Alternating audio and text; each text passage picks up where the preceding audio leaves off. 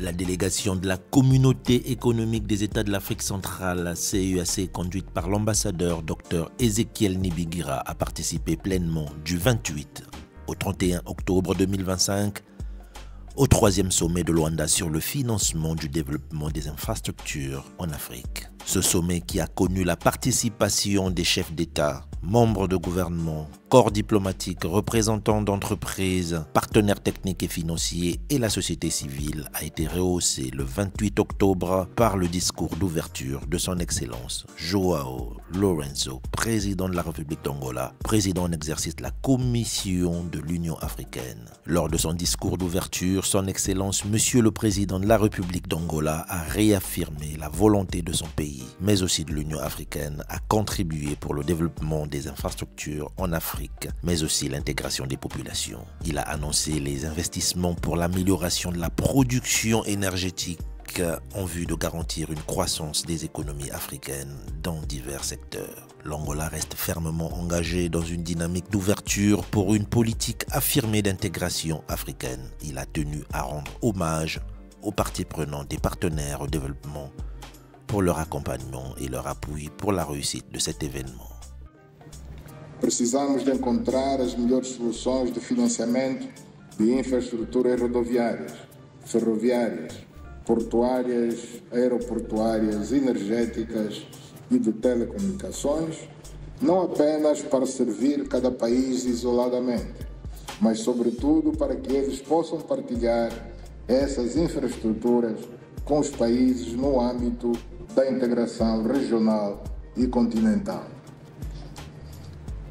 Por estarmos em Angola e a falar de infraestruturas para a integração regional e continental, não podemos deixar de falar da importância do corredor do Lobito, importante para Angola, para a região da SADC e para a economia mundial, por encurtar o tempo do transporte marítimo entre a Ásia, a África, a Europa e a América e, consequentemente, baixar os custos dos bens e produtos de exportação.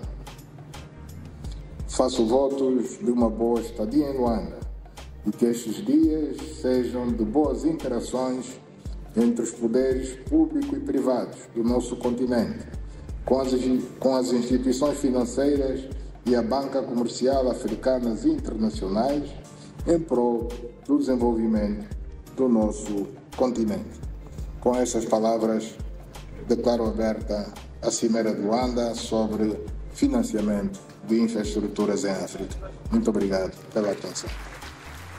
Dès l'ouverture de la session du 29 octobre 2025, le président de la commission de la CEAC, dès l'entame de son discours, a remercié le président en exercice de la Communauté économique des États de l'Afrique centrale, son Excellence Obiangema Bazogo, pour son leadership en Afrique centrale et a tenu à adresser sa reconnaissance à son Excellence João Lourenço, président de la République d'Angola, président en exercice de la Commission de l'Union africaine pour l'organisation réussie du 3e sommet de Luanda sur le financement du développement des infrastructures en Afrique. Le président de la commission de la CEAC a dans son discours rappelé l'engagement des pays africains en général et ceux de l'Afrique centrale en particulier à améliorer les infrastructures d'eau et d'assainissement conformément aux engagements pris dans le cadre des objectifs du développement durable à l'horizon 2030, en particulier l'objectif numéro 6, ainsi qu'à l'agenda 2063 de l'Union africaine. Le président de la commission de la CEAC a relevé le paradoxe entre la disponibilité des ressources en eau dans la région Afrique centrale et l'absence d'investissement qu'il faut combler afin de permettre aux populations afro-centraliennes de participer pleinement au développement du continent. Dans son discours, le président de la commission a indiqué, je cite, « Débloquer le financement du secteur de l'eau et de l'assainissement, c'est libérer le potentiel de développement de l'Afrique. C'est offrir à chaque citoyen non seulement une source d'eau potable, mais aussi une source de dignité. » Seulement 46% de la population dispose d'une source d'eau potable et 37% d'installations sanitaires améliorées. Le problème n'est pas la rareté de l'eau, mais bien le manque de financement et d'investissement pour valoriser ses ressources. Dans différents pays que j'ai visités, il y a un constat amer que les infrastructures en eau, en électricité et assainissement en usage aujourd'hui sont celles qui nous sont léguées par les colonisateurs et les autres sont celles mises en place par nos pères fondateurs de nos nations qui ont lutté pour nos indépendances. Pas de renouvellement de ces infrastructures. Et pourtant, suite à une démographie galopante, les quartiers continuent de se créer et d'agrandir. Au fait, il est le moment de nous réveiller pour prendre le taureau par ses cornes. Mais encore une fois, le problème majeur, c'est le financement. Face à ces défis, la CEEAC, en étroite coordination avec la Commission de l'Union africaine, le Conseil des ministres africains chargés de l'eau et nos partenaires au développement œuvrent à la concrétisation de la vision et la politique africaine de l'eau à l'horizon 2063 qui fait de l'eau un levier de croissance inclusive, de justice sociale et de résilience climatique. En marge des cérémonies protocolaires ponctuées par les interventions des représentants des États, organisations internationales et chefs d'entreprise, le président de la commission de la CEEAC, accompagné des membres de sa délégation, a eu des séances de travail non seulement avec quelques personnalités du gouvernement de la République d'Angola, mais aussi de quelques partenaires institutionnels. L'audience entre l'ambassadeur Dr Ezequiel Nibigira, président de la commission de la CEEAC, et son excellence Joao Batista Borges, ministre de l'énergie et de l'eau de l'Angola, a été une opportunité pour renforcer la coopération entre la CEEAC et la République d'Angola, consolider les engagements en faveur de l'opérationnalisation du Centre pour les énergies renouvelables et l'efficacité énergétique en Afrique centrale, CEREAC. Cette audience a été l'occasion d'informer le ministre de l'Énergie et de l'eau de l'Angola sur le processus avancé du recrutement du directeur exécutif du CEREAC dont la prise de fonction est prévue au premier trimestre 2026. Au cours de cette rencontre, l'ambassadeur Dr Ezequiel Nibigira a réaffirmé la ferme détermination de la CEEAC à rendre le CEREAC pleinement fonctionnel et durable au service de la transition énergétique et de l'intégration régionale tout en demeurant à l'écoute des orientations du gouvernement angolais. Pour rendre ces engagements effectifs, le président de la commission de la CEEAC a profité de son séjour en République d'Angola pour visiter les locaux du dit centre aménagés avec la magnanimité du gouvernement angolais. Le président de la commission a été chaleureusement reçu par le personnel du dit centre et a délivré un message de soutien à l'endroit du personnel sur place. Merci, Monsieur le Président de la Commission, pour l'intérêt que vous portez de notre centre CEREAC. Nous serons particulièrement fiers de vous accueillir ici, dans un lieu de réfléchir notre engagement, notre savoir-faire et nos sens de service. Je vous invite maintenant pour le début de la visite. Bienvenue dans notre centre. Je viens de bénéficier d'un accueil chaleureux ici au centre CEREAC. Merci pour cette visite guidée. En tout cas, pour moi, c'est un grand honneur parce que c'est le premier centre. C'est la première institution spécialisée que je viens de visiter depuis la prise de mes fonctions. J'ai parlé avec mon équipe. J'ai décidé que je dois rendre visite à cette institution. Alors me voici. Je suis là. J'ai tout vu. J'ai tout vu. Donc, nous sommes confiants que la vision et la mission que nous nous sommes assignés, en tout cas, nous sommes capables de faire face à cela. Nous sommes capables de l'atteindre, mais nous serons capables si réellement nous sommes unis. Le début de l'année prochaine, on aura le directeur du centre. On aura le directeur du centre. Donc, il faut vraiment aider à ce que ce directeur soit là avec le début de l'année. Du reste, je pense que nous sommes en train de préparer une retraite. On attend le recrutement effectif des commissaires.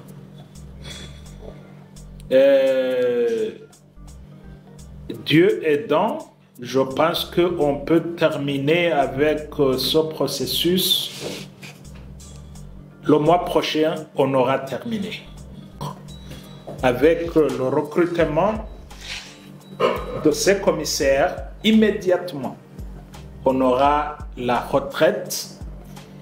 C'est là où vous allez bel et bien connaître la vision que nous avons pour ce centre. Le directeur AI, il sera avec nous dans cette retraite.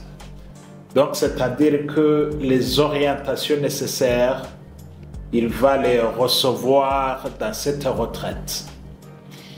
Un peu de mots, c'est ça. Sinon, je vous remercie beaucoup pour avoir préparé cette visite. Que Dieu vous bénisse. Le 29 octobre 2025, l'ambassadeur Dr Ezekiel Nibigira, président de la commission de la CEAC, a rencontré son Excellence Madame Nardos Bekele Thomas, directeur général de l'Agence de développement de l'Union africaine, ODA-NEPAD. Ce fut l'occasion pour le président de la commission de saluer le leadership de son Excellence Madame Nardos Bekele Thomas à la tête de l'Agence de développement de l'Union africaine et les efforts déployés dans la mobilisation des ressources à travers l'exécution du projet de soutien à la mise en œuvre du programme de développement des infrastructures en Afrique. Le président de la commission a réitéré le besoin en renforcement des capacités de la CEAC exprimé par la commission de la CEAC lors de la deuxième édition du sommet de Dakar sur le financement des infrastructures. Lors de cet échange, il a indiqué que ce renforcement de capacité serait une opportunité pour la CEAC de rattraper le retard accusé par la région Afrique centrale dans la mise en œuvre des projets prioritaires du programme de développement des infrastructures en Afrique. Après avoir évoqué quelques priorités liées notamment à l'agenda très chargé des deux organisations, le président de la commission a rassuré la directrice générale que cette rencontre va marquer un nouvel élan dans la coopération entre les deux institutions. Le 29 octobre 2025, son Excellence Antonio Tete, ministre des Relations extérieures de la République d'Angola, a rencontré les membres de la délégation de la commission de la CEAC. Lors de son audience avec le président de la commission, son Excellence, Monsieur le ministre, s'est félicité de l'excellence des relations entre la République d'Angola et la CEAC. Avec le ministre des Relations extérieures de la République d'Angola, l'ambassadeur Dr Ezekiel Nibigira a salué à son tour l'engagement de la République d'Angola dans la construction communautaire en zone CEAC et dans l'édification d'une communauté de destin au service de l'Afrique centrale que nous voulons unie, pacifique et prospère. Le président de la commission a félicité son Excellence Monsieur le ministre pour l'action rayonnante de son pays dans le cadre de sa présidence en exercice de l'Union africaine. Enfin, le comité d'organisation du 3e sommet de Luanda sur le financement du développement des infrastructures de l'Afrique a sollicité au terme des sessions techniques la contribution de M.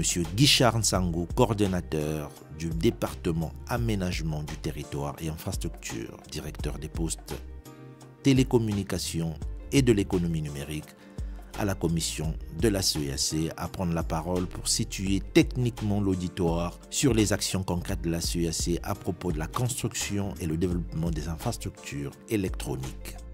De la problématique qui nous réunit aujourd'hui, à savoir les développements des infrastructures large bande.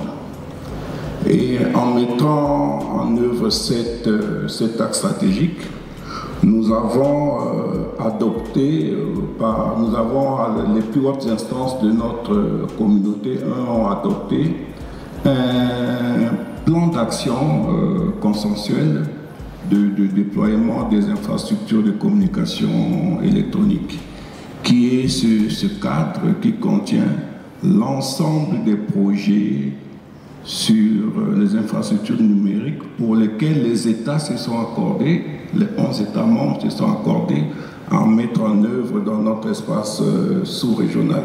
Par ailleurs, avant la session de clôture du sommet, la session ministérielle a permis au président de la commission de la CEEAC de contribuer au débat général et permettre à l'auditoire, gouvernement et partenaires techniques et financiers d'être éclairés sur les objectifs et visions de la CEEAC.